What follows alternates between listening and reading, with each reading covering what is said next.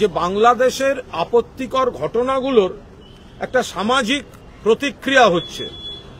কোনো রাজনৈতিক দল সেটা নিয়ে রাজনীতি করছে, মানুষের ধর্মীয় ভাবাবেগকে বিভেদ তৈরি করার চেষ্টা করছে। এটা হতে পারে না।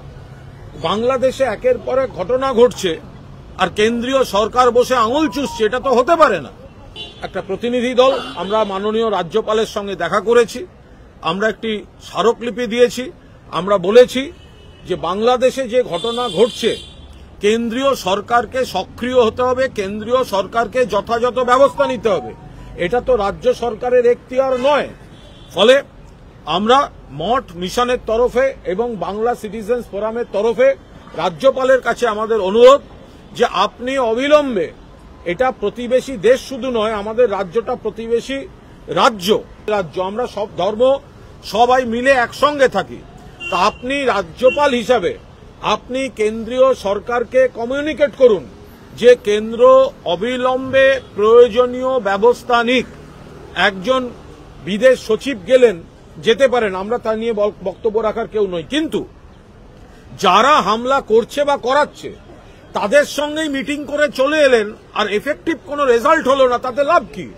আমাদের দরকার, আমরা চাই ভারত হোক, বাংলাদেশ হোক, পৃথিবীর সব জায়গায় সংখ্যালঘুরা সুরক্ষিত থাকুক, কিন্তু বাংলাদেশে হিন্দুরা মার খাচ্ছে আর সেটা না থামিয়ে এখানকার বিজেপি হিন্দু ভোট মার্কেটিং করতে নেমেছে। এই রাজনীতিটা চলতে পারে না। কেন্দ্রের হাতে ক্ষমতা, বাংলাদেশকে কড়াভাবে বলা হোক, এটা হচ্ছেটা কি?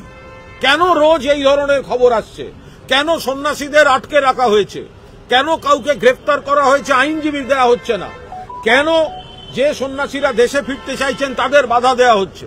আর এই ঘটনাগুলো যখন হিন্দু ভাবাবেগে আঘাত করছে তখন তাই নিয়ে রাজনীতি করছে ভারতীয় জনতা পার্টি। আমরা রাজ্যপালকে সেই স্মারকলিপিটি দিয়েছি।